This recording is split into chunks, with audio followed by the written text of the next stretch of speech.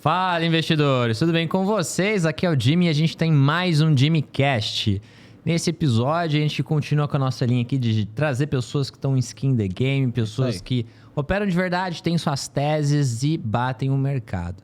Então, antes de eu apresentar meus convidados, primeiro eu vou agradecer aqui, vou comentar meu amigo praxe. aqui de mesa. Como é que eu falo? Meu amigo de sócio. podcast. Meu sócio.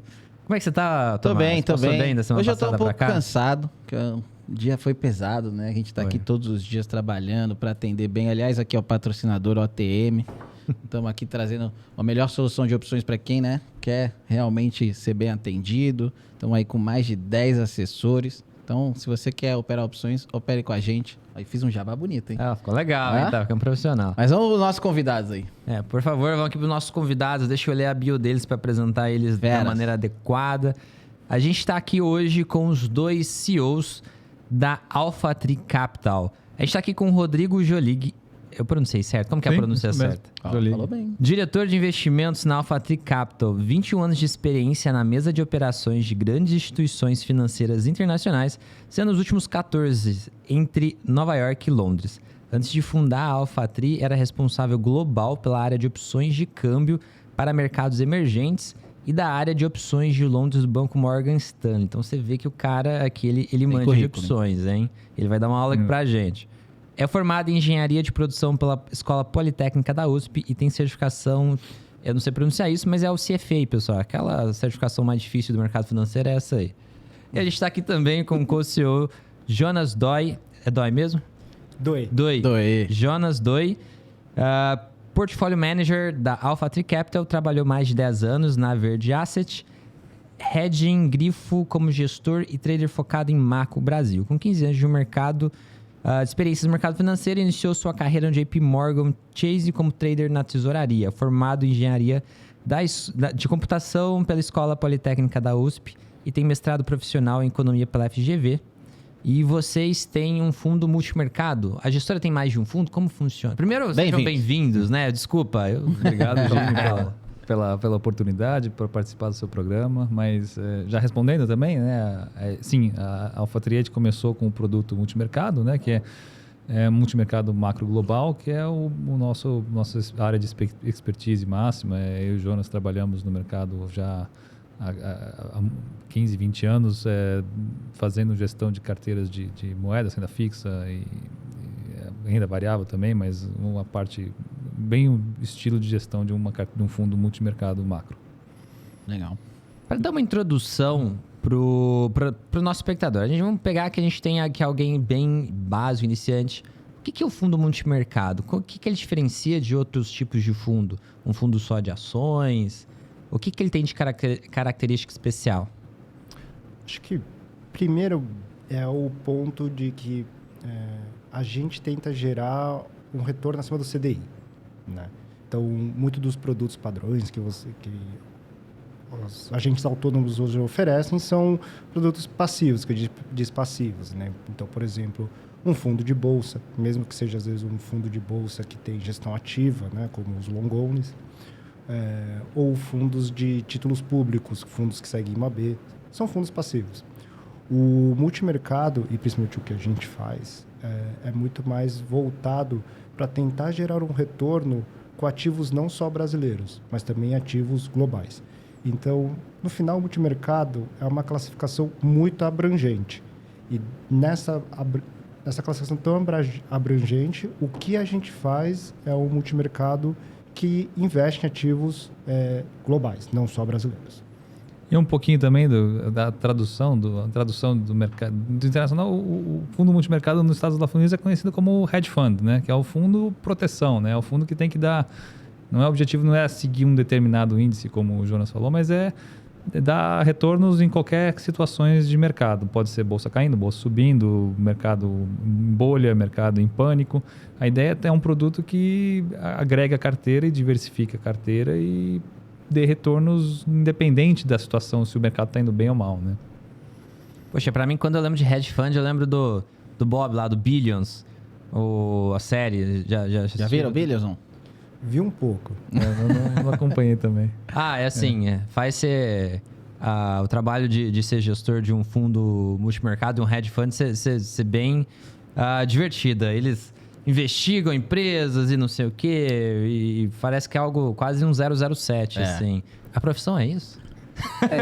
Tem muita pesquisa, né? Isso tentar achar padrões e tentar achar oportunidades de investimento novas. Isso a gente passa o dia inteiro. Mas acho que acho que a Hollywood fantasia muito essa vida do trader e do mercado financeiro. Acho que, como o Jonas adora falar, né? Que o nosso trabalho, 80% do restante é metódico e é chato, né? Em termos de tentar achar oportunidades, testar e analisar as oportunidades. Então acaba sendo, assim, um pouco diferente do que daquela gritaria do mercado financeiro do que a gente vê nos filmes. Eu acho mais emocionante. Você bota dinheiro dos outros ainda, esse negócio começa a cair, você começa a parar o coração. E aí, o que será que vai acontecer? Aí sai a notícia do fulano que fez não sei o que, o diretor que não sei o que lá. Pô, é legal pra caramba, meu. É emocionante. Acho que depende da estratégia, né? Agora a gente entrando especificamente, vocês têm mais de um fundo? É um fundo? São vários? Como funciona? Nós temos um fundo só. É só um multimercado. A ideia nossa é que toda a ideia da gestor, a gente tem um produto e toda a energia é focada para fazer esse melhor produto para o cliente. Acho que um dia a gestora crescendo mais, a gente vai começar desenvolvendo novos produtos, achando oportunidades, a gente lança produtos. Mas a ideia é estar focado hoje num produto multimercado mesmo e tentando ganhar dinheiro onde as oportunidades estiverem. Vocês têm uma estratégia geral para esse fundo? Qual que é a filosofia por trás do fundo? É um investimento de longo prazo? Vocês fazem trades de curto prazo? Bom, a ideia nossa é tanto ter investimentos de longo prazo como curto prazo. E até voltando um pouco na sua pergunta anterior, né? Para quem está ouvindo pela primeira vez o que é o multimercado, né? O multimercado, o que a gente tenta fazer é o que o Rodrigo falou um pouco, tentar ter o retorno absoluto. Muito quando se fala sobre o mercado, as pessoas falam, nossa, agora o mercado vai estar bom, né? Então quer dizer que a bolsa vai subir, então todo mundo vai ganhar dinheiro. E para o multimercado isso não é necessariamente verdade. Por quê? O multimercado, a gente pode colocar as posições que a gente chama de short.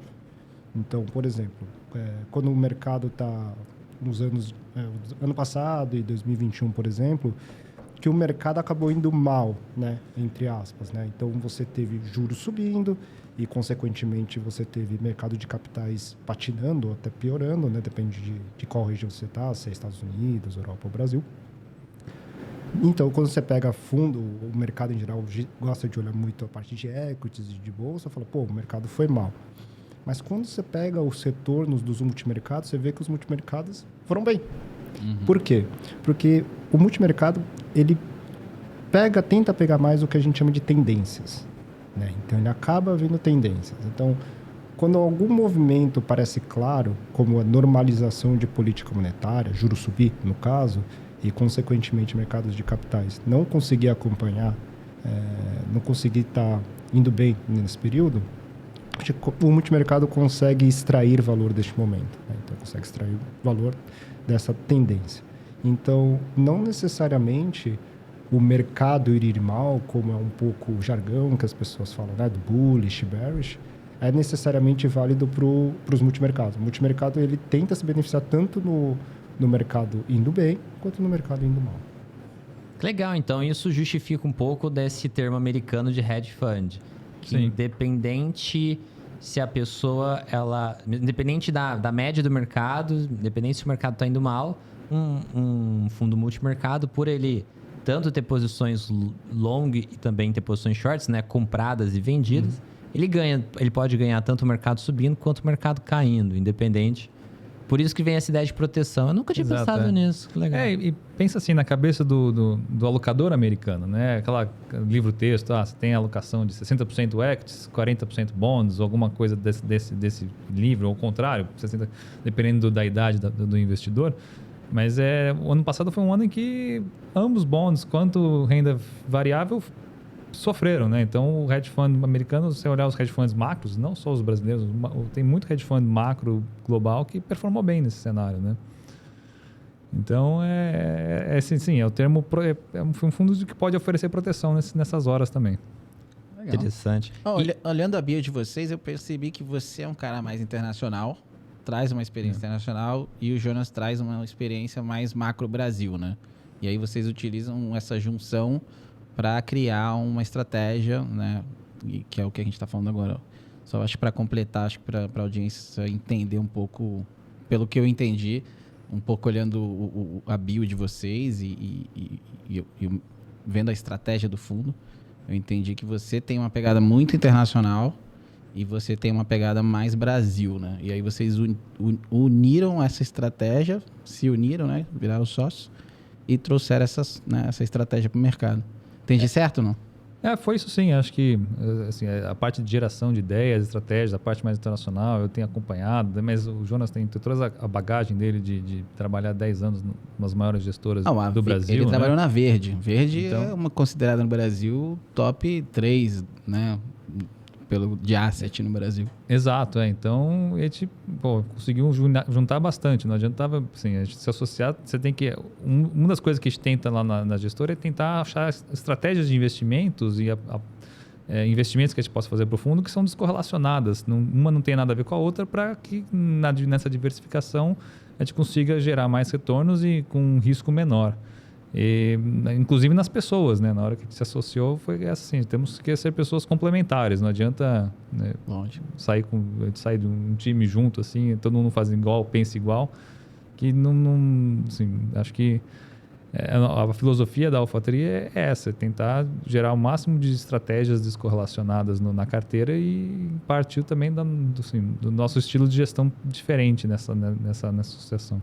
E tá dando certo. E vocês acabam se posicionando... É só Brasil? Vocês investem em mercado externo? Como que funciona essa alocação? E a alocação é bem renda variável mesmo? Porque por ser multimercado, vocês podem operar qualquer coisa, né? Basicamente. Não, eu diria que a alocação até chega a ser até mais em produtos de renda fixa, né? Moedas, commodities, juros. A gente teve alocações grandes lá fora no passado. A ideia é cada vez mais entrar em mercados lá fora. Mas não, a gente não se priva. Acho que ano passado, nos últimos 1 ano e meio, tiveram grandes oportunidades no Brasil também. A gente se posicionou, pegou algum desses movimentos. A ideia é tentar achar estratégias descorrelacionadas e que faça sentido para o investidor brasileiro, né? O investidor brasileiro vive no mundo aqui de juros, aqui, bolsa daqui. Então, a ideia é oferecer um produto diferente e descorrelacionado, e para isso tem que acessar mercados diferentes. Porque bem ou mal, na hora que está tudo correlacionado no Brasil, sai alguma notícia maluca de político, assim, os mercados todos se correlacionam. A bolsa cai, o dólar sobe, os juros abrem. Então, não adianta, não consegue escapar muito achar muita descorrelação para um investidor brasileiro que já está vivendo aqui num produto que está só investindo no Brasil, né? Então, a ideia é assim, é ir lá para fora. A gente tem posições em bolsa americana, a gente tem posições em moeda da China, a gente tem posições em commodities. Foram bem grandes no nosso case ano passado, de inflação, de recuperação da inflação. A inflação continua subindo e o Fed tendo que subir juros, então o mercado buscando proteções da inflação. A gente teve posições em commodities, a gente tem não só em no direcional das commodities, mas também nas opções, fazendo uma gestão de gregas das opções. Então são várias classes de ativos diferentes que a gente atua para gerar os retornos que a gente busca atingir. E o fato de vocês serem brasileiros, fica mais fácil de operar essa questão de juros, inflação, vendo esse cenário lá fora? Porque acredito que os gestores lá fora não estão muito acostumados, né, com essa questão de inflação. Isso traz existe uma oportunidade, aí, um spread de vocês já terem uma visibilidade do que pode acontecer, alguma coisa do tipo? Acho que ano passado foi bastante verdade isso, né? Não só nós, né, mas muitos gestores, principalmente de multimercados brasileiros, se beneficiaram bastante da normalização de política monetária, não só no Brasil como no mundo, né? Quando você vai analisar as carteiras, as cotas dos multimercados brasileiros, muita gente acabou pegando bem o movimento de juro americano, né? Pegou tomada na Treasury muito bem. Alguns também que operam um pouco mais commodities, que não é tanto caso, não é muita casa que opera commodities, também conseguiu pegar bem o movimento do petróleo ou de alguns outros derivados de commodities que também entraram em um trend bem forte, né? Quer não, o movimento de 2021, 2022 foi muito uma derivada como o Rodrigo falou, de um mundo muito mais inflacionista, né? Vindo dos fortes estímulos pós-pandemia.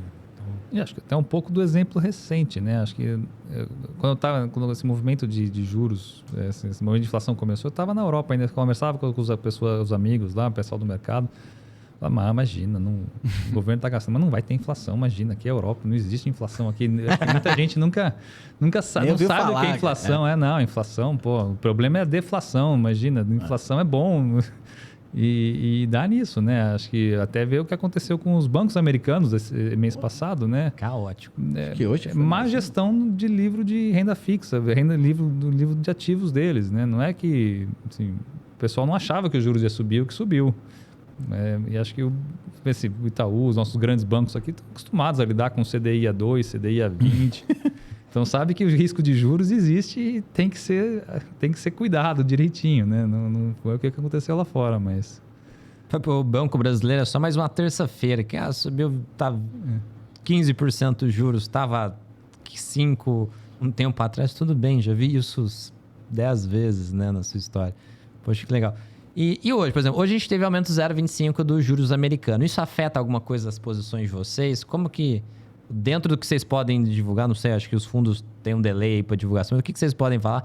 A alta dos juros hoje americano afetou vocês de alguma forma? Não, a gente tá nossa cabeça é que a gente está chegando muito próximo do fim do ciclo do Fed, né? Então, assim, a alta, o mercado já esperava essa alta, eu acho que talvez esperasse um pouquinho mais de que o Fed fosse falar, agora foi a última. Ele ainda não marcou isso, então tem um certo ajuste de posições, mas acho que a gente está com a cabeça de que a gente está chegando muito próximo do fim do movimento de alta de juros globais, né? Pode ser, acho que pelo menos por esse ciclo de alta, sim. Eu acho que a inflação não sei se a inflação vai convergir tão rápido quanto o Fed gostaria, quanto o Banco Central da Europa gostaria, ou quanto o Banco Central do Brasil gostaria, né? Mas, então, não sei, acho que os juros devem ficar altos por um tempo, eu acredito que um pouco mais do que o mercado está esperando. E daí para frente, vamos ver o que vai acontecer. Acho que já está vendo alguns sinais de que a economia americana está sentindo a alta de juros, né? Você vê bancos começando a ter problemas, assim, o mercado imobiliário já deu uma parada boa lá fora. Então, acho que assim, o remédio que o Fed está dando no mercado, assim como o remédio que o Banco Central do Brasil aplicou na economia brasileira, também está fazendo o seu efeito, né? Agora é só pilotar para... remédio também não matar o paciente, mas acho que assim, os bancos centrais vão começar a recomendar, então acredito que se a inflação voltar a cair, deve-se iniciar um ciclo de queda de juros no próximo, mas... não está muito claro ainda que vai ser agora, mas, sim, voltando a esse passo, acho que foi uma alta esperada, o mercado já trabalhava com isso. Nossas posições já estão mais leves com relação a apostas direcionais de juros, com a cabeça de que estamos mais próximo do final, né? Então, agora estamos esperando para ver se vai ter quando se vai ter uma próxima tendência de alteração de juros, né? Acho que não acabou ainda, mas estamos muito próximos do fim, eu acredito. Bem legal. Poxa, legal. Tem hoje alguma posição de vocês que vocês têm muita convicção, assim, poxa, isso aqui a gente está achando que é muito bom? Vocês têm uma coisa assim? Nossa audiência adora isso. A gente está razoavelmente... a gente acha que a moeda brasileira tem espaço para performar bem ainda. Eu acho que o Banco Central ainda com esse speech um pouco mais duro, que vai manter os juros mais altos. Se você olhar a inflação no Brasil, está começando a cair, mas o Banco Central segue segurando a moeda e acho que a moeda brasileira deve se segurar razoavelmente apreciada daqui para frente, né? Acho que assim, a gente observou isso ao longo dos 2 primeiros governos do Lula, inclusive, né? Que os juros reais ficaram um pouco acima da média. Então isso favoreceu muito a moeda. Eu acho que a gente pode estar chegando pode estar entrando num ciclo que a moeda brasileira se performa melhor do que os demais ativos brasileiros, eu acho. Uhum. Melhor que os outros ativos, a moeda. Que legal. Eu acho que sim, porque tipo, com os juros do jeito que está, acho que é um ambiente muito difícil para renda variável ou a títulos títulos de renda fixa, obviamente, performam muito bem nisso e acho que a moeda performa bem porque tem investidor estrangeiro que vem para pegar esses juros, né? Caraca, que interessante. A nossa moeda está se valorizando. Na real, o pessoal está falando que o dólar está desvalorizando em relação, né? Não é o real que está valorizando. Pelo menos é o que o pessoal tá mostrando aí, né? Geralmente para a moeda brasileira se valorizar, né? O dólar se valorizar, independente um em relação ao outro, é fluxo de capital entrando aqui, né? E aí sempre tem um motivo. E o motivo hoje é a renda fixa, né? A renda fixa hoje é o maior juro real do mundo, né? Acho que sim, O carrego é muito importante. Né? O carrego é muito caro, né? Então, por exemplo, você tem uma posição vendida em futuro de dólar real, né? O dólar real está em 5. Se o dólar real ficar em 5 até o final do ano, você tem mais metade do ano, um pouco mais da metade do ano, você tem mais 7%. Que você vai ganhar com o dólar real fica parado. Então, o carrego é muito duro. O carrego por isso que a gente coloca um pouco. Pô, ficar vendendo dólar real com esse carrego, com esse diferencial de juros, é duro ganhar disso. E a ponta contrária disso é a bolsa, né? É duro você ter comprado em bolsa brasileira com um juro real de 6. Como é que você vai falar que a B50 vai perder pro Ibov? É duro. Você pega o histórico disso na janela que você quiser. Você pega B-longa contra o Ibov, é uma surra. Assim, não dá, é uma surra. Você não consegue competir, ser competitivo na economia real com juro real de 6. Ou esse juro real vai para 4, não adianta acreditar que a economia real vai conseguir pagar um custo tão alto de juro real. A gente tá vendo, o varejo já não dá conta, né? As margens exprimidas com juro desse já estão indo tudo, estão desandando, né?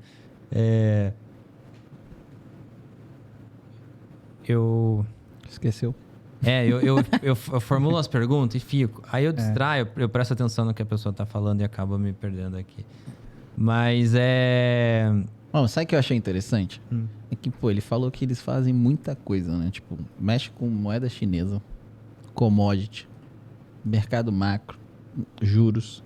Eu acho que como é que é essa equipe, né? Tipo, porque eu entendo, eu citei um pouco aqui, mais macro Brasil, mais internacional, mas você falou de commodities, você falou de moeda chinesa, você falou de várias estratégias, né? Normalmente a gente conversa com alguns gestores, o cara tem uma coisa mais, uma tendência de fazer uma coisa especializada, né? Tipo, eu gosto de fazer isso aqui, entendo mais disso, então é aqui que eu ganho dinheiro. E vocês falaram de muitas estratégias, assim, confesso que eu fiquei um pouco confuso ou fico pensando que vocês têm uns 40 caras ali que cada um na sua praia, mas junta todo mundo e faz uma... Como é que funciona isso, tipo, dentro da AlphaTree, assim? A gente não tem 40, mas a gente hoje já está em 17 pessoas na empresa. A ideia é muito uma ideia de pipeline, né? Então, a gente começa estudando uma estratégia, né? Por exemplo, a ideia de China. Rodrigo teve a ideia, falou, essa moeda chinesa... Foi antes de ter o movimento de depreciação da moeda chinesa. A moeda estava por volta de 6 e pouco, né? 6 e baixo. 40. Rodrigo falou, mas a política monetária na época da China estava frouxa em relação ao resto do mundo. O Fed já estava começando a subir juros. O próprio chinês queria depreciar e estava com aquele problema do Covid, que eles estavam com o problema da vacina, que não queriam importar vacina. Então, você estava com 3 características muito fortes que poderia ter uma depreciação forte da moeda chinesa. Legal. Então, tem a ideia e um pouco disso a gente, vamos começar a testar a ideia. Só que tudo que a gente faz lá, a partir da ideia que a gente tenta utilizar ferramentas quantitativas para conseguir extrair melhor essa ideia, para conseguir operar melhor o timing da ideia, da gente conseguir ter o tamanho de alocação ideal para o nosso portfólio da ideia. Então, a partir da ideia, a gente tem um trabalho longo de trabalhar em cima dessa ideia, usando muito dado, muita expertise de várias outras áreas da empresa. A gente tem um departamento grande quantitativo, a gente tem um departamento econômico, todo mundo trabalha junto. Então, no final, a gente acaba fazendo várias reuniões para depois discutir as estratégias novas, de como implementar elas.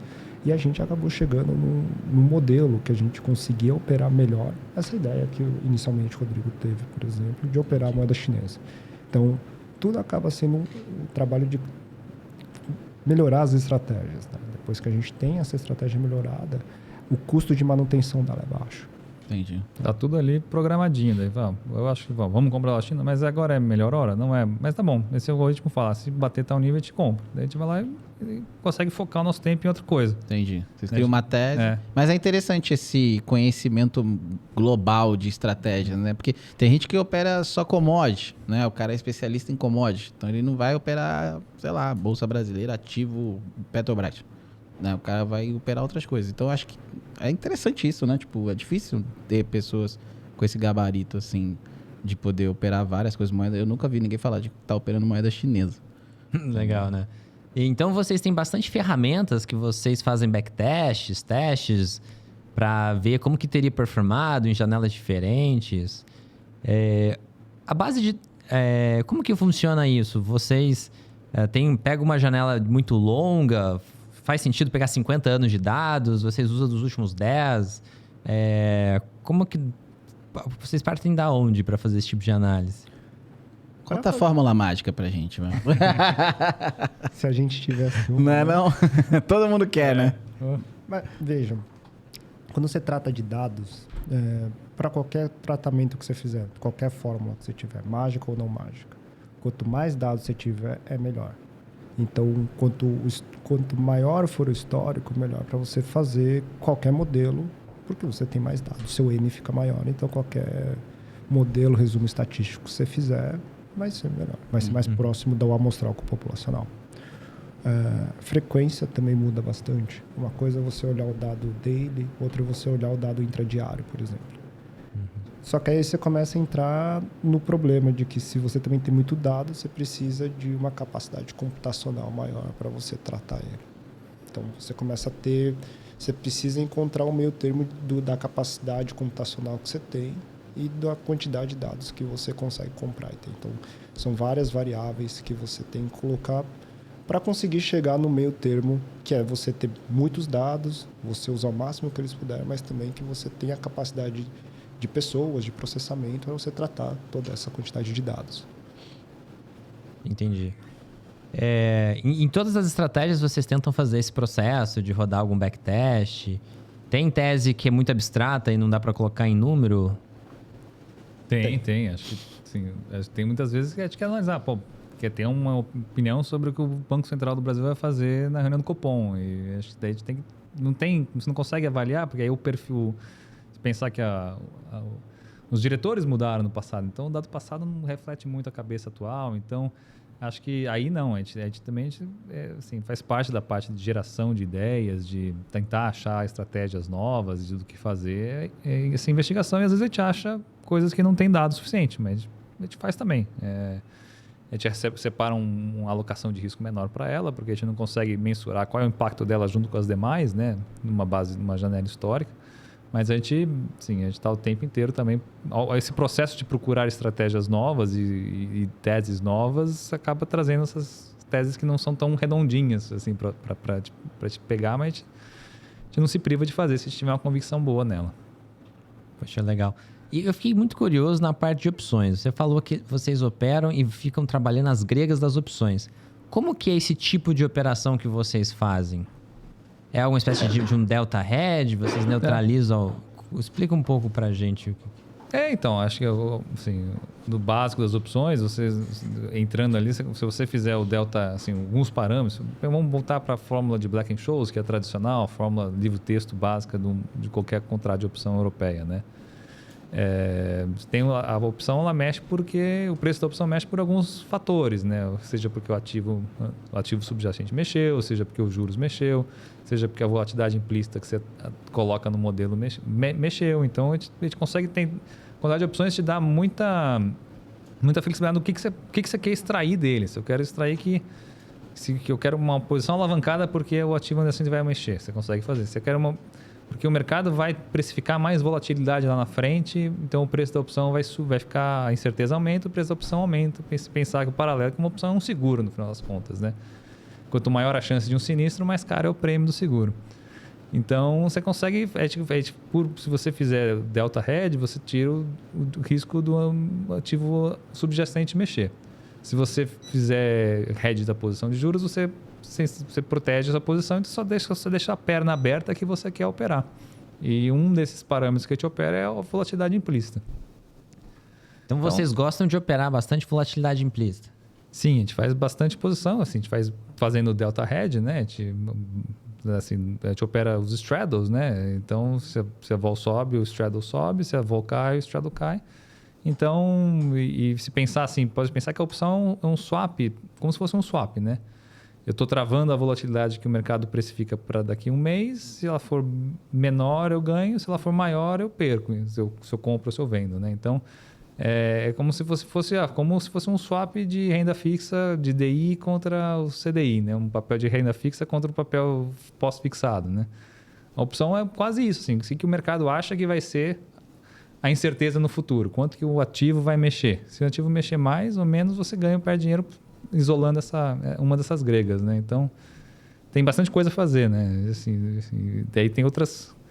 Pode entrar mais avançado, tem como a sua posição muda com o tempo. Então, tem muita coisa. Dá bastante trabalho, mas fiz isso a minha carreira inteira. Então, eu gosto bastante, eu adoro esse tema e a gente passa o dia inteiro desenvolvendo novas teses de investimento em torno de apostar se a volatilidade no mercado vai subir ou cair. Não apenas se o ativo vai subir ou cair, mas se a incerteza vai aumentar ou cair.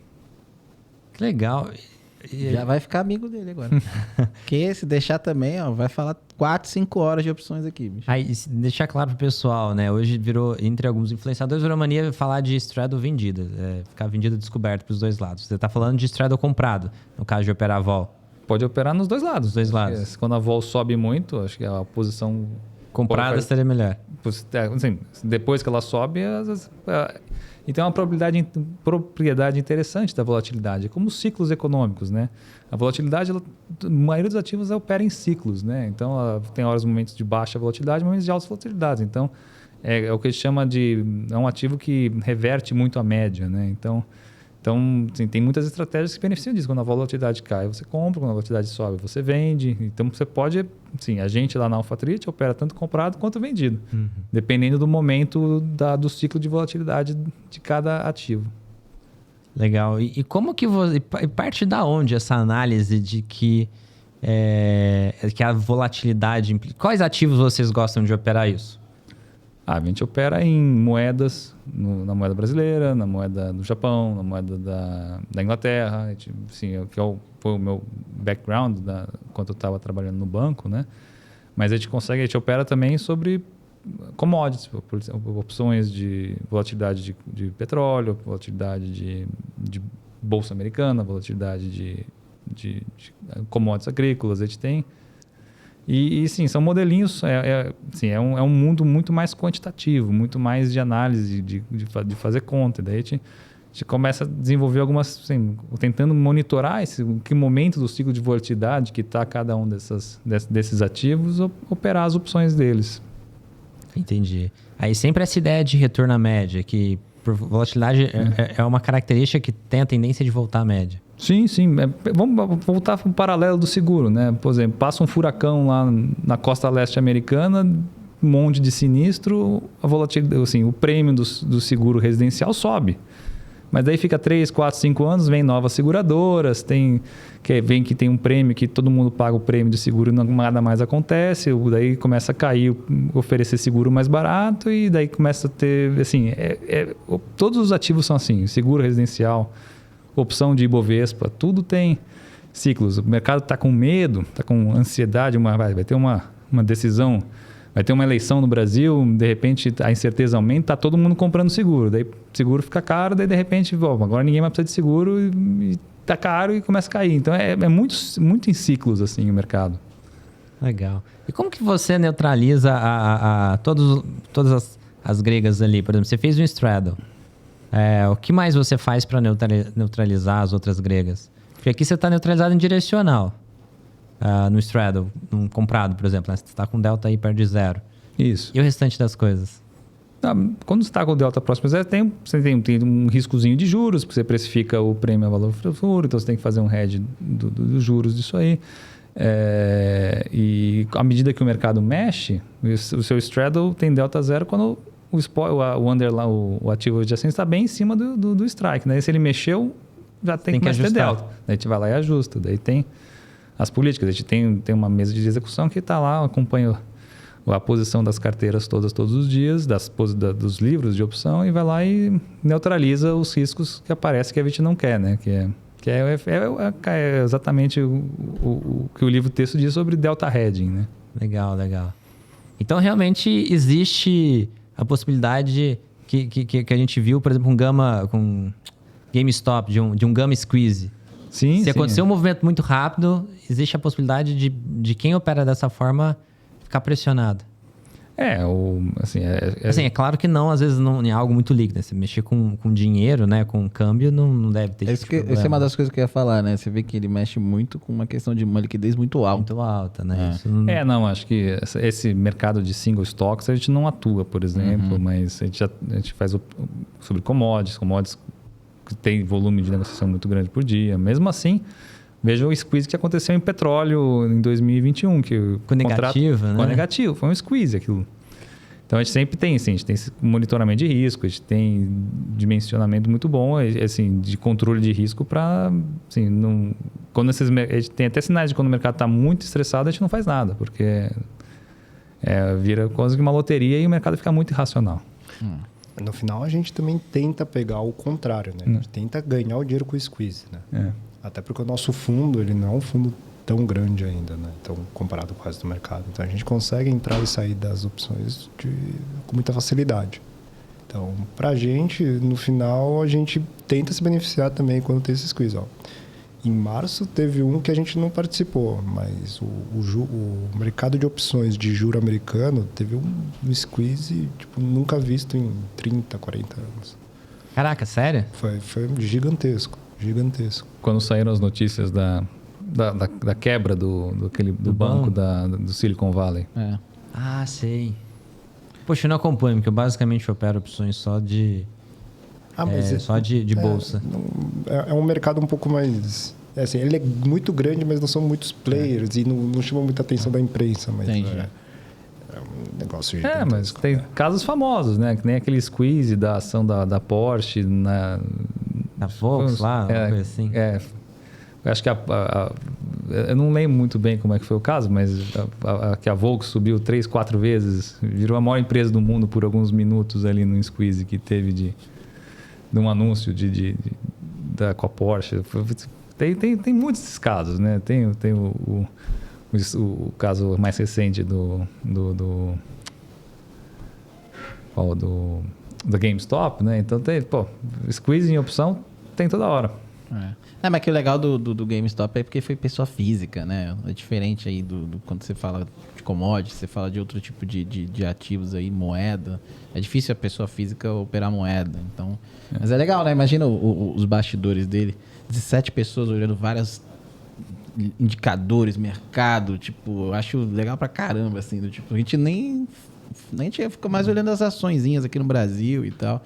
Vocês estão olhando coisas que a gente não olha muito. Opera, visualiza, pensa em coisas que a gente não pensa, né? É interessante, né? Porque aí o que me chamou a atenção foi exatamente isso, assim, vocês terem um vasto conhecimento de mercado, de coisas que a gente não olha muito, assim, a gente... De várias coisas ao mesmo tempo. De várias coisas ao mesmo tempo. Eu achei isso bem... Fiquei imaginando, cara, realmente, vocês escolhendo o número o dia inteiro, né? Tipo, na verdade, vocês não escolhendo o número, vocês escolhendo distorções. Que aí vocês encontram as distorções e traz a oportunidade para o fundo, né? Então, aí vocês vão lá e operam, né? Mas o interessante é vocês operarem coisas tão diferentes, assim, né? E como é que funciona isso? Isso é uma coisa que eu tenho muita curiosidade, assim. Como é que opera a moeda chinesa? Isso é uma coisa que eu queria entender, assim, como é que funciona mesmo. Apesar que hoje em dia tem, assim, já faz algum tempo, existe o Forex, né? Principalmente fora do país. E tem muitas corretoras que dá acesso à pessoa física ao mercado de moedas. Mas acho que é diferente. É o mesmo mercado, não é? Acho que especificamente o dólar yuan é o mais chatinho de você conseguir operar, por exemplo, na física. Outras moedas igual pound ou alguma moeda de país desenvolvido é mais tranquilo, mas o dólar China, por exemplo, como a gente opera, a gente acaba operando, na verdade, a moeda em Hong Kong. A gente não opera, não opera moeda física, a gente opera o que a gente chama de forward. Não é nem que a gente faz um NDF, a gente faz um forward. Entendeu? Então, é um operacional mais chato mesmo para fazer. Mas especificamente para a China. Tá? Então, outras moedas, até, por exemplo, México, assim, aí tem muitas outras formas de você operar de forma mais tranquila. Tem bolsa também, né, Rodrigo? Tem bolsa, tem, acho que está começando até a aparecer alguns... Lá fora tem ETFs de moedas de outros países, então agora tem os bancos online lá fora que você consegue ter uma conta em qualquer moeda do mundo, na hora ali ele te cria uma conta. Mas sim, e acho que um ponto da moeda que às vezes, assim... Para a pessoa física opera talvez a moeda, assim, pensa assim, vou operar a moeda na época que eu estou indo viajar, vou lá para a Europa que preciso comprar euro, não sei o que, mas são coisas, são ativos que têm uma volatilidade mais baixa, se for pensar, né? O investidor, geralmente um investidor de varejo, assim, às vezes eles querem gostam de Bitcoin, gostam de ação de operar a opção de Petrobras, que tem uma volatilidade maior no prêmio, mas moedas... Sim, do jeito que a gente opera, você consegue um pouco mais de alavancagem porque você faz forwards, você faz opções também, mas acho que a pessoa física às vezes tem uma atração por coisas que são mais voláteis, né? Para especular, né? Não para investimento de longo prazo. Sempre eu vi no Forex que pelo menos um mínimo de alavancagem o pessoal usava. 10 vezes era banal, assim. Eu lembro de ter corretora que oferecia 1000 vezes já de alavancagem do valor que a pessoa estava operando. Porque senão não tem vol suficiente para a pessoa física achar interessante, né? Sim.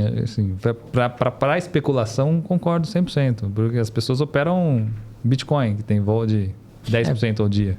Porque quando que por exemplo, o dólar, para ele subir 10%, ele sairia de, sei lá, hoje está quase R$5, não sei qual que é o valor, mas iria para 5,50. Poxa. É um super movimento. É um super movimento, isso não acontece, né? Então, vocês acabam usando algum tipo de alavancagem aí para operar a moeda para valer a pena? Sim, né, para operações mais curtas, sim, acho que sim. Mas tem views, como por exemplo, nosso view com a moeda brasileira, a gente é uma posição mais core, mais de longo prazo, a gente não alavanca tanto. A gente chega a expor ali o fundo em 20%, 30%, mas sim, tem operações de opções que você consegue alavancar mais. É bom de opções que dá para alavancar com uma certa segurança, né? Diferente de outros instrumentos. E tem duas dúvidas assim. Uma em relação ao commodity. Commodity geralmente é ciclo. Vocês acham que... Eu lembro de sempre ver o pessoal falando do super ciclo de commodity, que às vezes a gente ia entrar num grande ciclo de commodities agora. Vocês acreditam nessa tese ou não? A gente teve algo muito específico por causa da pandemia, escassez, aí aumentou, agora volta para um... Qual que é a linha de vocês em relação a commodity?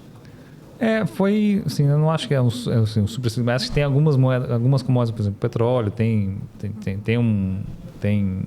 uma certa... Últimos 5 anos, investimentos ESG, o pessoal focando mais em outras tecnologias, acabou que não teve grandes investimentos em produção e desenvolvimento de novos poços de petróleo. Então, é um mercado que sofre um pouco de não ter tanto supply, né? Mas acho que o nosso teste de commodity mais recente é mais, assim, a gente pensa assim, é como se fosse a commodity contra o dólar. A commodity em dólar, a gente acha que sim, o dólar vai desvalorizar, mas todas as outras moedas talvez estavam tendo inflação. Então, não adianta eu sair do dólar e ir para o euro, e do euro ir para o Japão, assim, para tentar proteger valor real de um ativo real, né? Então, a commodity, assim, era um case até de que era o dólar que estava se depreciando. Aliás, as moedas todas se depreciando contra ativos reais. A gente viu um mercado imobiliário muito forte nos Estados Unidos, que é um outro ativo real. A gente viu, assim, pensando que o ouro é um ativo real, mas é uma commodity também, que é contra o dólar. Então, a gente é uma proteção contra uma tese de que um dólar vai se enfraquecer, iria se enfraquecer contra ativos reais, não contra outras moedas. Então, era mais o enfraquecimento das moedas. Exato. A impressora ligada no... Todo mundo imprimiu dinheiro, assim, petróleo, a impressora de petróleo, o pessoal investiu menos nela, ouro também, assim, até uma certa oferta restrita. Bitcoin entrou nessa onda também, de que era uma oferta restrita, então o pessoal começou também naquele ciclo, comprou comprou moedas cripto também, tem... Mas você vê, ativos reais, até no Brasil, ativos reais apreciaram bastante ao longo dos últimos 4 anos, né? Poxa, e Brasil? Então você me deixou triste, cara. Você falou que Bolsa Brasileira não vale a pena, tem a questão do carrego, o juro real tá muito alto. Tem alguma esperança aí para renda variável no Brasil? Olha, quando você pega o histórico de bolsa aqui no Brasil, desde 2007, quando que realmente a Bolsa Brasileira andou? A partir de 2007? A partir de 2007. 2016. 16 até 2020. Quanto que estava o juro real? Na época? Nesse período. Foi o período do Temer, né? O juro real foi abaixando até chegar no nível negativo. De médio prazo foi para 4, 3. Certo? Então, você teve um curto período que o juro real conseguiu ir para patamares que vocês nunca viram antes. Né? O juro longo, o juro médio, o juro longo real foi para 3, 4, quando você olha as NTNBs. E aí, ok. A 3, a 4, o mercado falou, ok, então vou comprar a bolsa. O rendimento nominal foi para quê? O juro nominal foi para 7, 4, 2. Então, a pessoa que comprava, o capitalista brasileiro, né, que na verdade acaba sendo rentista de classe média, pessoa que juntou um dinheiro na vida e todo mês com esse dinheiro rentabiliza o CDI e ganha, sei lá, 5, 10 mil reais na conta dele e ele meio que se aposenta, assim, entre aspas. Esse cara que rendia 5, 10 mil reais começou a render 2, 4 mil reais. Ele teve um grande problema na vida dele. E aí, não por acaso, uma tentativa de aumentar o retorno dele foi comprar ativos de mais risco, renda variável. Né? Então, e junto com isso também externar dinheiro, né? E comprar o S&P. São as duas o que aconteceu aqui no Brasil. Com o juro de novo a 14, porque esse cara que no final a pouca poupança que o Brasil tem de verdade vai colocar o dinheiro dele na Bolsa Brasileira, se ele vai conseguir ter agora de novo o juro nominal dele rodando a 13, 14. Tanto você pega dados da Ambima, é resgate em todos fundo de renda fixa, fundo de bolsa, fundo de mercado, fundo cambial, que seja, porque no final não tem como você competir com um juro de 13 e um juro de 14. Muito duro. E puxando um pouco de sardinha para o lado dos multimercados, o ponto que o multimercado, quando você olha no médio e longo prazo, é o único cara que ele se beneficia disso também. Por mais que todo mundo fale, não, mas se eu tenho juro de 14, por que eu vou colocar no multimercado? Porque o multimercado no longo prazo, ele foi desenhado para ser um CDI+. Certo? Uhum. E também porque o juro não necessariamente vai ficar em 13, 14 para sempre. Então, no final... a ideia do hedge fund. Quando traduziram para o português, traduziram como multimercado, né? Parece um saco de gato isso. Não sei por que eles fizeram isso. Então, se é o saco que sobrou aí, você coloca nessa categoria. Não, cara, como assim? Isso daqui é para ser o hedge fund. Hedge fund, multimercado. Pô, cara. Mas, enfim, parece uma cesta, né? Multimercado, várias é meio coisas. aleatório. É um nome infeliz, né? Porque pode ser qualquer coisa. E no final, as pessoas acham que não é coisa nenhuma. Mas no final, é um produto muito mais estruturado, né? Ele é um produto de gestão ativa realmente. Você paga o 2 de ADV, mas você tem uma vol maior e espera-se você ter um CDI+. Então, no final, voltando à sua pergunta de renda variável, é duro competir. É duro você competir com um juro nominal, um juro real tão alto, assim, para a economia real. Assim. Vai ter empresa que vai acabar se saindo melhor. A gente tem uma carteira que tem algumas empresas que a gente julga melhor. A gente faz nossas análises, tem. Mas, como um todo, a economia real é muito duro você falar que qualquer pessoa em sã consciência vai preferir colocar dinheiro na média da economia real, sendo que o governo brasileiro está te dando 6% de juro real. Ou seja, a esperança é de ter um juros menor, consistentemente menor. Não adianta ter um juros menor por 1, 2 anos na canetada, porque daí acho que desestabiliza mais do que já temos hoje, né? Mas quando a gente não viu os juros reais brasileiros vindo para baixo, acho que vai ser difícil de ver a migração de novo de renda fixa para renda variável. Não, o que me chamou muita atenção, né, no fundo de vocês, exatamente essa expertise macro, assim, de poder tradear diversas coisas. Isso é uma coisa que, quando você falou, né, o cliente você paga lá 2%, mas paga 2% para fazer coisas que você nunca imaginou fazer. Então, assim, não é para comprar Petrobras e metade em renda fixa, entendeu? Que a gente vê alguns fundos por aí, né? O cara tem 2 ativos. Tem fundos monoativos. Monoativos, né? Só você paga para o cara comprar a ação. Então, exatamente. Então, acho que quando a gente fala multimercado, o que vem à cabeça é exatamente isso que vocês fazem, né? Tipo, olha, a gente busca distorções de diferentes frentes de mercado, diferentes tipos de trades que eu mesmo não sei nem como chegar lá para comprar aquele... eu acho que a moeda chinesa vai cair. Eu tô gostando de falar da moeda chinesa, porque eu achei interessante. Então, assim, como é que eu compro isso? Como é que eu faço? Não sei. Eu prefiro aplicar aqui num fundo super interessante. Os caras, com uma experiência fora do comum, 20 anos de mercado. Pô, tem quantos anos? 12 anos de mercado? 12? 15 anos de mercado. Né? Trabalhou nos mercados de Londres, Nova York, fundo verde, que para mim, hoje, é uma referência. E aí eu falo, cara, toma meu dinheiro, entendeu? Eu não sei fazer o que vocês sabem fazer. Agora, ir lá e hoje? É porque o mercado mudou muito, né? Porque a tecnologia, no celularzinho aqui, hoje você vai, aperta 2 botões e compra Petrobras. Assim, né? Então, eu acho que isso que para minha cabeça, é o fundo multimercado, né? Você poder operar diferentes coisas, commodity, moeda, e você ter especialistas que fazem isso por mim. Pago com o maior prazer a taxa lá de administração e taxa de performance. Eu acho que esse é o grande, para mim, na minha cabeça, na minha concepção, esse é o fundo multimercado, entendeu? Até mais legal que isso. O fundo multimercado, a outra grande teoria, aceito, né? Uma coisa que é muito bem aceita na academia, né? É diversificação de portfólio e descorrelação entre ativos. Uhum. Então, em geral, o investidor brasileiro ele acaba tendo uma porção grande de renda fixa, mas ele não vai colocar tudo em renda fixa também pela, obviamente, a propensão dele a tomar risco, não necessariamente só estar em renda fixa. Então, uma carteira meio que padrão hoje seria 70% em renda fixa, 20% num fundo cambial, para também se proteger um pouco do risco da nossa moeda, e ter uns 10% em renda variável, por exemplo. Certo? Isso é uma carteira padrão, média. Vai. Tem gente que tem mais propensão a risco e tem gente que tem menos. Certo?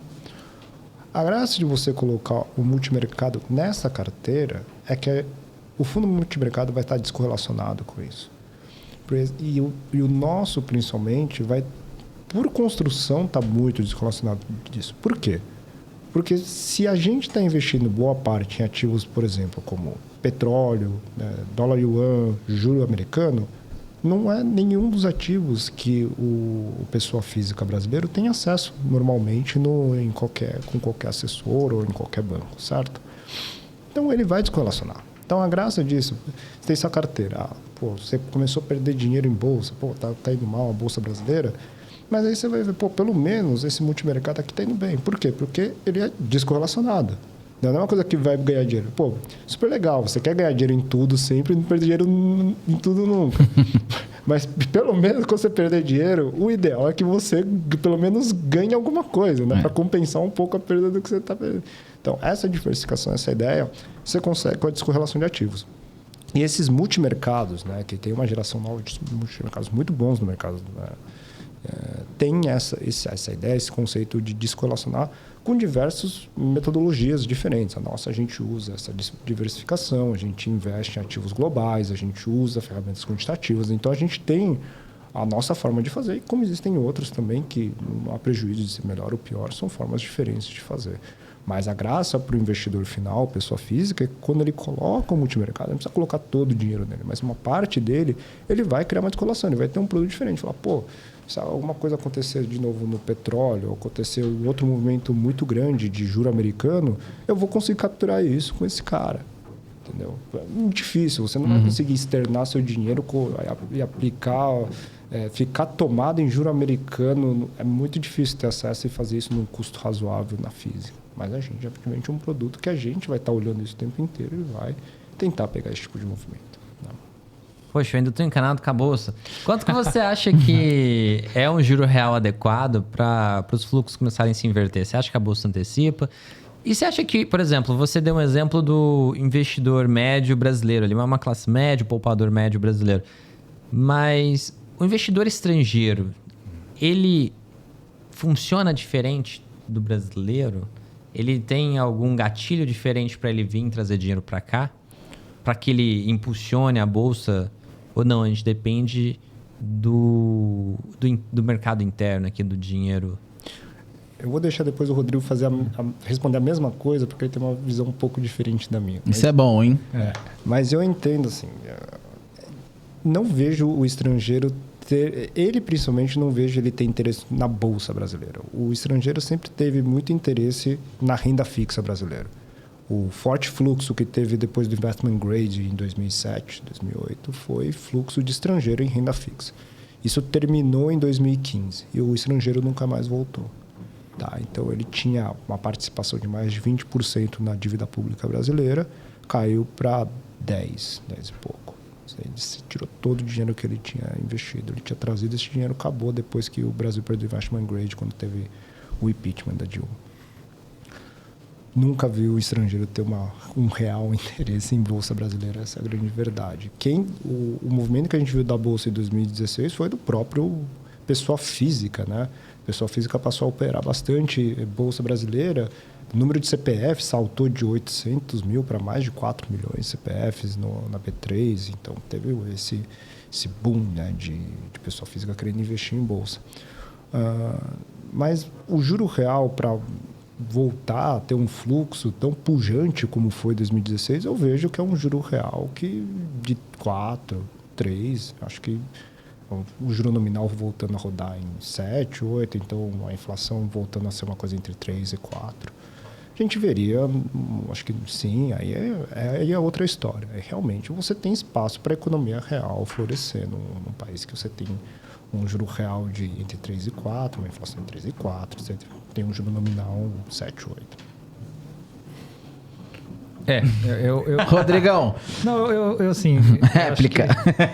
Eu concordo que assim, os juros têm que cair. Acho que o fluxo estrangeiro... O estrangeiro, quando está olhando... Por exemplo, não olha, tem só o Brasil. Ele olha o mundo inteiro, né? Tem emerging markets grandes, desenvolvidos. Tem chamamos os frontiers, né? Que são tem alguns países na África, tem países no Oriente Médio, então o investidor tem um portfólio muito grande do que investir, né? E acho que o investidor, assim, tem a regrinha de bolsa de ter o pessoal que opera a renda fixa. Quando o banco está subindo juros, você não compra título da renda fixa porque você vai perder dinheiro. E a mesma regra vale ao oposto. Quando você está cortando juros, compra título de renda fixa que você vai ganhar dinheiro. Então, o investidor tem que usar um pouco essa dinâmica também. Então, acho que na hora que o Banco Central começar a realmente cortar juros no Brasil, acho que o mundo vai olhar. O case de Brasil vai ser o primeiro país do mundo desenvolvido, pseudo-desenvolvido, né? Incluindo, botando a gente no G20 ali, que vai estar cortando juros. Então, assim, o juros está 14 e agora o Banco Central está cortando. Então, minha chance de aplicar os juros no Brasil acho que vai entrar um fluxo. Eu acho que vai entrar fluxo, daí vai vir a tese de que o Banco Central está começando a surtar. Aquela tese que pode ser que a economia brasileira agora vai começar a operar um pouco melhor, então vai ter um fluxo. Por isso que eu acho que a moeda vai ser favorecida também, mas acho que nesse cenário vai ter um momento de alocação ainda fixa, vai vir um pouco para a renda variável também nessa tese. Mas aí vamos ver se vai ser voo de galinha ou não, se o governo, daí o gringo também olha assim, se está estabilidade política ou não, né? Se o político estiver caminhando do lado positivo, eu acho que o fluxo pode ficar mais. Daí vamos ver como é que vai se comportar daqui os próximos 1, 2 anos, como é que vai ser a entrega desse nosso novo arcabouço fiscal. Então, acho que pode ser que aconteça, mas eu acho que o primeiro trigger, né, voltando àquela sua pergunta anterior, é uma flexibilização da política monetária. Eu acho que quando a gente começar a ver isso, vai voltar um apetite a risco para o Brasil lá de fora. E acho que até talvez no investidor brasileiro também, mas acho que os juros acho que pode cair para 11, 10, 9, aliás, 11, 12. Assim, ainda é muito juros para mover o investidor local, mas acho que o investidor estrangeiro vai comprar uma tese positiva de Brasil nesse momento. E o maior beneficiado seria a moeda? Acho que sim, a moeda e a renda fixa longa, né? Os papéis mais longos, mas acho que o trade... Porque você ficar posicionado tanto na renda fixa hoje ou na bolsa hoje, na parte mais longa, você tem carrego negativo. Você está ali, o CDI hoje está a 13, o papel longo já está ali a 11,5, 12. Então, se não cair, você perde dinheiro, né? Você está tomando dinheiro no overnight para comprar um papel longo com juros mais baixos. A mesma coisa a bolsa. Se cada dia que não acontece isso, Tá deixando de ganhar os juros. Está ganhando de ganhar os juros. A moeda é o contrário. A moeda, cada dia que isso não acontece, mas está com cara que vai acontecer, o mercado da moeda está estável. Eu acho que a gente analisa também, quando o gringo olha o Brasil, eu falei, pô, a gente assim, pacote fiscal, não estabiliza a dívida, não sei o quê, mas pô, o Brasil é o único país do mundo também que está se preocupando com a sua dívida, né? Acho que a gente está assim, estamos se comprometendo a ter um superávit primário. O mundo ali ainda está ali, vamos gastar, vamos dar cheque, vamos dar estímulo fiscal também. E é um pouco aquela crença que, como são países mais desenvolvidos, a credibilidade é muito maior, eles podem fazer isso. A gente, que como já vimos movimentos muito ruins, somos mais disciplinadores do nosso governo, né? Que esperamos uma austeridade maior. Isso que o Rodrigo colocou agora é bem relevante, porque a gente acaba acompanhando o noticiário, a gente é brasileiro, né? Economista, todo mundo aqui, né? Quem investe com investimentos fala, reforma fiscal está muito ruim entre os governos, não sei o que lá, mas a visão de quem é de fora, mesmo, que o Rodrigo traz, isso é sempre importante. A gente está discutindo, falando, Rodrigo, o Rodrigo ele é calmo, né? Ele ouve todo mundo, ele fala, não, tudo bem, mas quem no mundo tá muito melhor que o Brasil? E quando você coloca em uma perspectiva muito simples, né? Que realmente, quem está melhor que o Brasil? Quem que está com uma dívida PIB incrível? Os países desenvolvidos esquecem, está tudo muito ruim, está pior. E mesmo de países desenvolvidos, aí falam, não, mas a base é mais baixa. Tá bom, mas no final a dívida é uma trajetória, né? A projeção de dívida. Então, não é que também a gente não está tentando fazer alguma coisa, enquanto o resto do mundo acho que está razoavelmente longe. Então, não é que também nós somos os piores. A gente está tentando fazer alguma coisa, pelo menos, e a gente está mais avançado no nosso ciclo de política monetária. A gente começou primeiro e a gente vai provavelmente reverter primeiro isso à frente. Legal, essa experiência que você teve lá fora, dá para você consegue ter um feeling, uma visão das pessoas lá de fora que a gente não tem, né? A gente não consegue se autocriticar da forma que você provavelmente vê. Você tem isso mesmo? Você consegue ter uma visão diferente do que a gente tem aqui dentro? Acho que assim, viver e conviver nesses grandes centros é que você vive com pessoas muito diferentes, né? Então, acaba vendo pontos de vista que a gente não está acostumado a ver. E acho que é um pouco do que eu aprendi ao longo desses 15 anos morando lá fora. Muito bom. E lá o povo tem alguma noção do que é o Brasil ou eles acham que aqui o Capitão é Buenos Aires mesmo? Não, assim, investidores.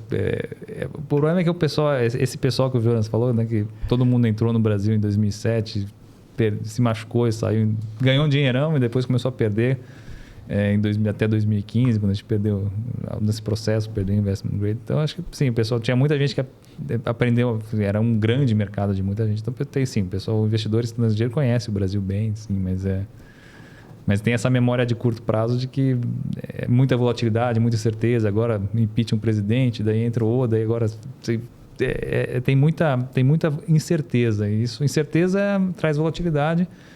E volatilidade, como de qualquer investimento que você faz, a gente vê qual que é o retorno esperado dada a nossa volatilidade, né? O índice de Sharpe básico, assim. Então, se tem muita volatilidade, você tem que ter muito retorno esperado, senão você não vai se aventurar em aprender um lugar novo, tudo, e conhecer melhor. Mas o Brasil teve muita volatilidade nos últimos 10 anos, né? Então, assim, vamos ver com um pouco mais de certeza, uma transição política que foi razoavelmente tranquila. Então, acho que assim, tá com cara que a gente pode estar vindo num ciclo um pouco melhor para o Brasil. Hoje a reunião, né? Então, tô aqui, ó, tô ligado, né? Tô ligado aqui, ó lá, tô dando refresh. Saber a notícia boa. Ibovespa cai, né? Em dia do FONC e Copom, o dólar recua 1% e volta a ficar abaixo de R$5, né? Então, tá todo mundo aí na expectativa. Será que... Acho que vai manter a mesma coisa e segue o baile. Hoje deve manter. Achei muito perto. Mas, vamos lá. Você falou que tem uma carteira aí, que, se você é desacreditado do Brasil, mesmo assim segura algumas ações de uma forma momentânea, né? O hedge fund tem que ter posições descorrelacionados, né? Não tem que seguir o índice, eu entendo. Mas se você tem uma carteira de ativos, deve ser ativos que você espera ter um alfa muito bom. Você consegue compartilhar com algum ativo aí que você fala, pô, a tese dele é muito boa, tá muito descontado, faz muito sentido? Talvez você não goste muito, mas, por exemplo, uma das nossas principais estratégias é vender dólar, vender bolsa. Isso é um trade que tem sido meio até comum, né? Não somente nós, mas outros multimercados têm feito nos últimos anos. Se aproveitando um pouco novamente, de você ter carry out. Então, a gente tem isso daí, por exemplo, na carteira. Que a gente tem um pouco também de posições vendidas em volatilidade, né, Rodrigo? Isso, A gente tem um pouco de posições vendidas em volatilidade lá fora. Mas a sua pergunta que eu sei que você falou, pô, mas não tem alguma coisa de Brasil que você acha bom ter, cara? Eu vou te falar um monte de coisa aqui, mas boa parte das alocações nossas estão lá fora. Estão lá fora. Estão lá fora. Então a gente tem algumas coisas, posições em commodities, um pouco de volatilidade. Aqui no Brasil mesmo, eu diria que a posição mais de longo prazo que a gente tem mesmo, a gente acredita, carrega, o que o Rodrigo falou, é o dólar realmente. O dólar real tem espaço aí para continuar ganhando, tem ganhado e vai continuar ganhando. E a bolsa dificilmente vai ganhar e tem cara que vai continuar perdendo, mas... Bolsa lá fora, vocês têm alguma coisa? Rodrigo, com você, cara. A gente chegou... A cabeça aqui, assim... Evol mesmo, né? Ele falou que a gente teve até opções num trade direcional, mas a cabeça, essa cabeça lá para fora é sempre que, pô, acho que um momento a dosagem de política monetária do Fed vai pegar na economia. A gente acha difícil que a gente vai ver um cenário de que a inflação vá convergir para a meta do Fed de 2%, sem que a gente tenha uma recessão? Uma recessão, sem que a gente tenha um arrefecimento do mercado de trabalho para o qual e para atender isso, eu acho que a gente não tem como não ter uma recessão. Então, a gente está bem mais cauteloso. A gente chegou a ter posições vendidas, direcionais no S&P, mas agora a gente trabalha muito zerado, né? Foi uma posição que não deu certo no fundo nos últimos 3 meses. No começo do fundo foi boa, mas agora não foi tão boa. Então a gente está de lado. Eu acho que é aquele cenário que acho que vai ter muita volatilidade, porque uma hora o mercado fala, o Fed vai parar de subir juros, agora vai estar tudo bem. Mas daí vem a inflação, daí agora o Fed tem que subir mais juros, daí vai vir a recessão. O bom que ele está falando isso. O problema é que... Ele está falando isso e a capa do Infomoney agora é exatamente. O presidente do Fed descarta corte de juros em cenário de persistência da inflação americana. Então ele está falando e o pessoal está soltando a notícia aqui pra gente. E o interessante é que nos Estados Unidos a bolsa não necessariamente tem uma correlação muito direta com os juros. Porque, por exemplo, essa alta dos últimos 3 meses do S&P foi graças à inteligência artificial. Não teve a ver com juros. Porque quem que foi responsável pela alta do S&P nos últimos meses foram meia dúzia de ações. Carregaram o S&P, né? Apple, Meta, Nvidia. Meta dobrou de preço. A Nvidia subiu 80%. S&P 5 contra o S&P 495. Exatamente. Então, assim, a tese de vocês estava completamente correta se você excluísse 5 ativos, 6 ativos. É que é difícil apostar, é difícil apostar contra a economia americana. As economias o maior ganho de produtividade do mundo, toda a inovação tecnológica está lá. Então, um cara famoso que fala isso. Então, é um trade muito difícil. Mas eu acho que vai ser mais volatilidade, deve ficar o retorno. Eu acho que nos últimos 20 anos, pensa assim que a renda fixa do americano é ter o S&P, que todo ano sobe um pouquinho, não paga dividendo, mas todo ano sobe. Tem essa, mas assim, agora o americano está sendo exposto com uma nova realidade. Agora temos juros aí de 5%. Então, outro dia até fui ver, eu tenho uma savings account nos Estados Unidos, estou recebendo juros aqui, nunca recebia juros. Então, acho que vai começar a ter um pouco disso. Então, por isso que eu acho que é um cenário difícil para o S&P continuar performando bem, né? Acho que, obviamente, as grandes empresas, sim, a gente vai ver novas ideias, novo AI, vai aparecer, vai ser alguma coisa performar bem lá. Mas acho que como a classe ativa vai ser esse negócio. Vai ter muita volatilidade, talvez pouco retorno, e agora tem uma renda fixa lá que a gente paga 5% ao ano. Então, sim, acho que é um cenário difícil. E ainda um outlook de recessão, assim, boa parte dessa inflada de ativos que teve os Estados Unidos, foi assim, foi o pessoal... Bem, o governo americano imprimiu muito dinheiro, o fiscal gastou muito parecido que foi com o Brasil, e o mercado quis shortear dólar, mas shorteou dólar contra ativos reais.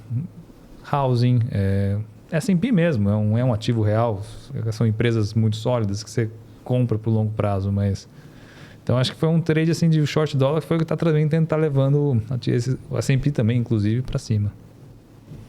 Legal. Isso aí. Muito bom. Boa pergunta aí. Se deixar, o papo vai embora, hein, bicho? Se deixar, eu sou curioso, cara. Acho legal. Os caras manjam, pegam muita coisa. Elas manjam. Mas é verdade, apostar contra a economia americana é difícil, né? O Warren Buffett vive falando isso. E o S&P 500, acho que a cada vez que ele cai um ano, ele sobe 2, uma coisa assim, 3, né? Se você olhar o histórico aí. E olha que coisa maravilhosa ter essa cultura, né? Da renda fixa ser a bolsa, variável. né? Ser a economia real. Caraca, você ter o costume de colocar boa parte dos seus recursos, de todo mundo, a população inteira, de colocar, e não na renda fixa. Renda fixa é algo... porque não existe renda fixa, né? Aquela coisa... nunca rende, é zero. Rende, Aliás, você falou de 5%, né? A Apple falou que vai lançar agora um banco, né? Mas os caras são tão grandes, né? Tipo, acho que a Apple vale a bolsa brasileira inteira, só a Apple. Acho que era uma coisa nesse sentido. Tem uma conta digital da Apple, né? Vai render 4% ao ano. Então, e os caras, imagina. E falou que eles nem precisam de dinheiro. Se olhar o balanço da Apple, tá cheio de caixa. Eles têm 90%, assim... Acho que é mais uma jogada de marketing, mais uma coisa... Uma linha de receita, sei lá. O Warren Buffett, a maior posição do Warren Buffett é a Apple. Qual é a maior posição de vocês? Acho que é o dólar real. Acho que é o real, Acho que é o dólar real. É o real. Legal. Poxa, legal. Pensar que é muito diferente do nosso dia a dia, né? Tipo... aqui... ações e opções... E hoje eu tô bem BR, assim... Agora eu tô começando a pensar como que eu colocaria dinheiro em... Como que eu monto portfólio meio que nessa ideia de inteligência artificial, acreditando muito nessa ideia de que isso mudaria o mundo. Aí só tem empresa grande. Pô, mas não quero colocar dinheiro em empresa grande. Empresa grande não valoriza muito, né? A gente vê as empresas valorizando 100% em 3 meses. Pelo amor de Deus. Mas é isso. Eu acho que é realmente uma tecnologia que é muito absurdo de mudar a realidade. Tem gente que acredita que vai chegar tem um termo lá, na singularidade. Vai chegar a um ponto de inteligência tão grande que a realidade começa a evoluir, a mudar de tal forma que a gente não consegue nem projetar o que é o futuro. Que é uma coisa assim... sei lá, inimaginável, assim. E isso, avaliado, era que chegaria em 2040 alguma coisa. Aí, o resultado que a gente está tendo agora é bem mais rápido do que o previsto. Então, acho que isso vai mudar muito. Porque hoje a gente tem inteligência artificial que, se ela tivesse uma forma física aqui para conversar com a gente, ela conversaria normal com a gente e a gente acharia adequada a conversa dela. E isso é absolutamente bizarro. Não existia nada parecido com isso há pouquíssimo tempo atrás. Então, é extraordinário, assim. E isso... Eu acho eu coloquei algum dinheiro, mas eu quero ter uma posição maior nisso. Só que aí eu fico pensando, quem que eu coloco dinheiro? É basicamente as grandes. Alphabet, Meta, Amazon, Apple, que mais? Eles que estão com a tecnologia na mão, Nvidia, que faz um hardware mais especializado para isso. Aí mesmo não estando tão bem, mas... E ela é bem menor também, a AMD também conseguiu valorizar um pouco. Vocês têm alguma posição diferentona, assim? A gente já teve convidado aqui que apostou na alta do urânio. Pô, tudo deles é diferentão. Não, mas, pô... Os caras fazem um Delta Red... Não, que você falou de inteligência artificial, você falou de inteligência artificial, eu pensei, pô, a gente trouxe um convidado que falou de urânio, né? Investir em urânio. China, cara. É verdade. Gente, tá vendido agora em volatilidade de soja, né? Soja, café... É tudo vol, né, mano? Caraca, que da hora. A gente, como é que tá a nossa posição de commodities? A gente tá vendido em ouro, né? A gente tá long em ouro, não comprado, a gente tá comprado ouro. Tá comprado em ouro. Vendido em vol de soja e o que mais? Milho? Café. Reunião do Copom encerrada. Acabou de aparecer aqui. Vamos ver, já vai sair a notícia de se o nosso queridão lá, Campos Neto, vai... a gente tá no final, não sei. A gente tá no final, já. Prolonga aí, pessoal. A gente não tá ao vivo, pessoal, mas a gente tá quase ao vivo. São quase 7 horas da noite, nós estamos aqui. E já passou mais de 1h e pouco. 1h15 de acordo com a produção. Não, porque ele no começo falou, pô, deixa eu avisar minha mulher aqui, depois ela vai danar com ele. É verdade. Eu sei como é que é, a mulher tá ali, ela é brava. Poxa, e além de investir no fundo de vocês, pô, eu tenho que aprender a falar de forma diferente. Falar investir no fundo, colocar no fundo é sempre estranho, né? Além de investir no multimercado. No multimercado, no hedge fund. Não tem como. No hedge fund de vocês. Que dica você daria para o cara que está começando a investir agora, ele quer se sofisticar, ele está aqui aprendendo com a gente sobre opções, sobre outro tipo de investimento como vocês trouxeram hoje? Qual que é o caminho que você daria para essa pessoa? Bom, acho que é um pouco sempre olhar a própria carteira, os objetivos dela, aquela coisa bem papai com mamãe mesmo, né? Então, poxa, vou olhar o que eu quero ter de porção de renda fixa, quero ver o que eu quero ter de risco, uma porção de risco maior mesmo. Ver os produtos que você tem disponíveis. Então, por exemplo, fundo cambial, eu quero ter uma diversificação em dólar, quer ter uma exposição em bolsa, pode colocar no gestor ou pode pedir ajuda para uma assessoria para falar, para montar uma carteira. E também ter o multimercado. Por quê? O multimercado, dependendo, como o nosso, tem essas exposições diferentes, né? Posições short, por exemplo. Se você tivesse em 2021, não tem com os produtos que você tem disponível hoje nos bancos, nos assessores de investimento, você se proteger de um movimento de subida de juros e de preços subindo, preços de commodities subindo. Então, como você vai se proteger disso? Eu não tenho como comprar um produto. Se você tivesse comprado a maioria dos multimercados brasileiros, inclusive, muita gente comprou petróleo, comprou commodities, comprou ouro, comprou urânio. Teve gente que comprou commodities diferentes, mais alavancadas também. Esses fundos ficaram tomados em juros brasileiros, ficaram tomados em juros americanos, ficaram tomados em juros europeus, por exemplo. Então, você conseguiu pegar outro tipo de movimento que você não tem acesso com os produtos que você tem numa grade de um banco usual. Então, o que a gente sugere sempre é a pessoa entender primeiro a própria carteira, o que ela quer, o que ela quer ter de risco, o que ela quer ter de renda fixa.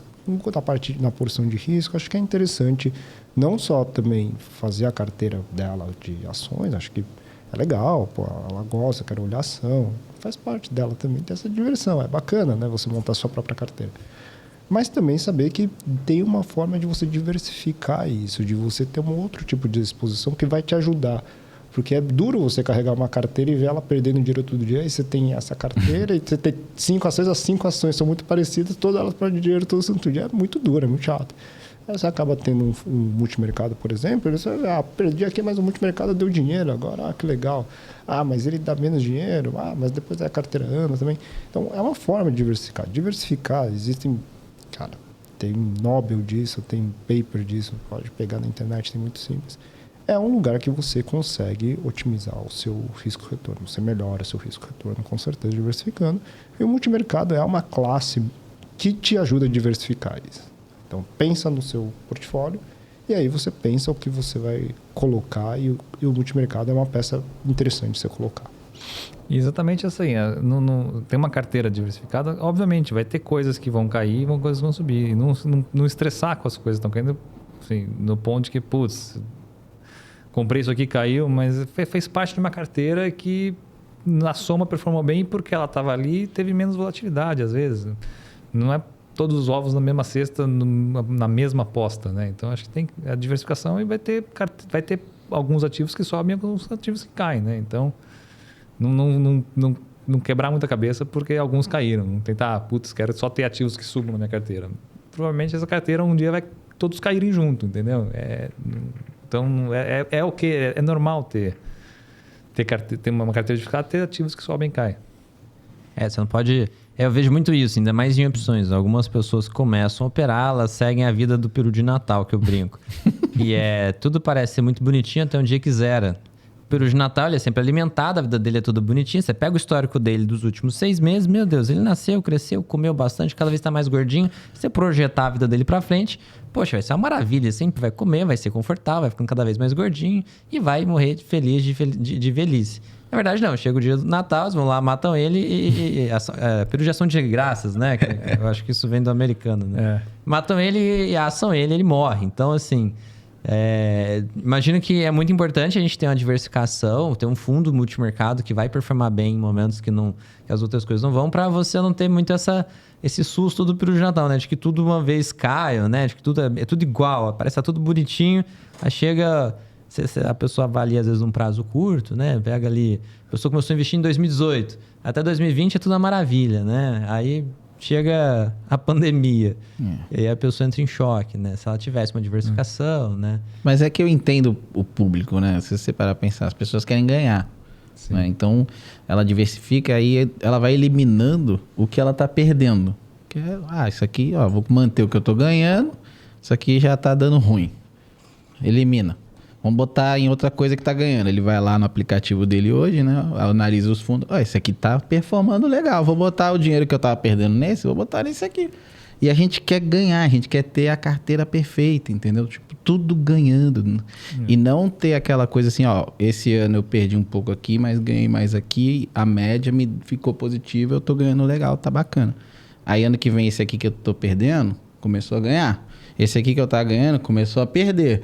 Mas tudo bem, você tá sempre ganhando na média dos potinhos. Não, ele quer, isso aqui tô perdendo, tchau. Vamos botar na coisa aqui, porque ainda mais hoje em dia, que você, com o aplicativo, você vai lá e aperta o botão e você mesmo troca. Acho que aí vem o nosso trabalho educacional, de explicar para o pessoal que não funciona assim. Se você quiser ganhar sempre, pega uma renda fixa ali, um tesouro Selic, tá tudo certo. Se você quiser vir para renda variável, você tem que mudar essa filosofia. Você tem que entender que tem que ter uma diversificação, você tem que ter uma proteção, vai variar. Se você está sempre ganhando, pode ficar muito tranquilo que você vai perder. Vai chegar um momento que vai perder, a conta chega. Então, daí serve o fundo de vocês. E fala um pouquinho do fundo, como que funciona para a gente entrar? Precisa ser investidor qualificado? Qual que é o valor mínimo? Boa. Sim, hoje nós somos um produto para investidor qualificado, mas o valor mínimo é bem baixo, é R$5.000. A gente está disponível na maioria das plataformas, né? Na BTG, no Safra, CS, C6, esqueci alguma. E como é que você acha? Como é que você acha o fundo? AlphaTree. AlphaTree, FIC Multimercado. A gente vai botar o nomezinho. A gente vai botar aqui na descrição. Pessoal, então, AlphaTree, dá uma olhada e bate, tá batendo o CDI. 23, eu tava olhando, 20. Há quanto tempo tem um fundo? 1 ano e meio. 1 ano e meio. 1 ano e meio. E vocês já estão com uma rentabilidade de 23%. Isso. Poxa, bacana. Pessoal, AlphaTree, acho que se colocar só isso, já deve achar lá. Qualquer coisa, se você tá aqui na UTM, fala com o seu assessor que ele te ajuda. Boa. É R$5.000 para entrar, então é fácil, acessível aí para todo mundo, poxa. E para ver a questão de investidor qualificado, conversa com o assessor que ele te ajuda para ver se você se encaixa. Então, é só bater um papo aí que dá certo. E a Selic se manteve a 13,75 pela 6ª vez seguida. Sem surpresas, né? Vamos seguir, segue o baile. Segue o baile. Muito bom, parabéns aí, pessoal. Muito bacana receber vocês aqui. Muito obrigado pela oportunidade de participar. Estamos à disposição. Muito obrigado pelo convite. Vocês têm rede social para a gente seguir vocês? Como que a gente encontra vocês, além de ser no aplicativo aqui da Necton? A gente participa principalmente do LinkedIn. Tem a página do site, onde todas as entrevistas, reportagens ou dados da empresa a gente coloca lá. E, obviamente, tem o perfil do Rodrigo e tem o meu perfil lá, caso alguém. E o nosso site. Boa. alphatree.com.br. AlphaTree é tipo alfa normal, ALPHDRE.com.br. Isso. Perfeito. Pessoal, alphatree.com.br. Pessoal, Rodrigo. Jonas. Caraca, olha que mancada. Jonas, minha cabeça é horrível, cara. Eu tive crise de labirintite esse final de semana. Putz, fiquei horrível. Então, Me perdoem as gafas. A audiência tá acostumada. Tá acostumada. 38 episódios do podcast, acho que é 38 ou 39, pelas minhas contas. Acho que mais da metade ele chegou a falar assim, minha cabeça não tá muito boa. Minha cabeça tá ruim, né? Poxa, esse final de semana eu tive que verdade. Eu até falei lá pro pessoal, o pessoal tá sabendo aí. Fiz uma festa, ele nem bebeu, achei meio estranho. Foi verdade. Sem café, bebia café o dia inteiro. Eu postava, pessoal, aqui ó, tô abrindo aqui, vou operar com meu café primeiro, né, pessoal? Antes de operar tem que beber o café, né?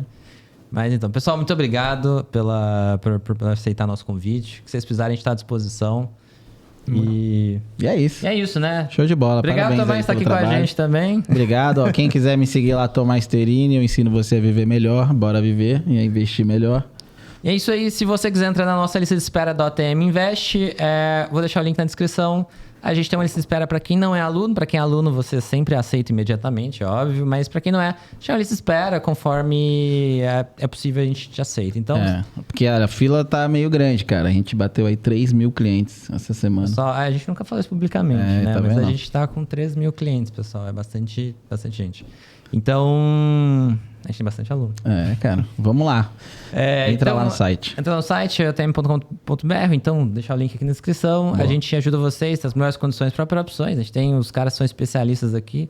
Estão manjando mais que eu aqui. Eu vou operar, até bato papo com eles. Os caras estão foda, né? Então, Isso aí é real. Os caras são muito bons. Eles não são só assessores, os caras são traders, né? Mas, enfim, pessoal, muito obrigado por estar aqui com a gente. Obrigado, pessoal, por estar aqui comigo até agora. Um grande abraço e até o próximo podcast. Boa. Foi, hein?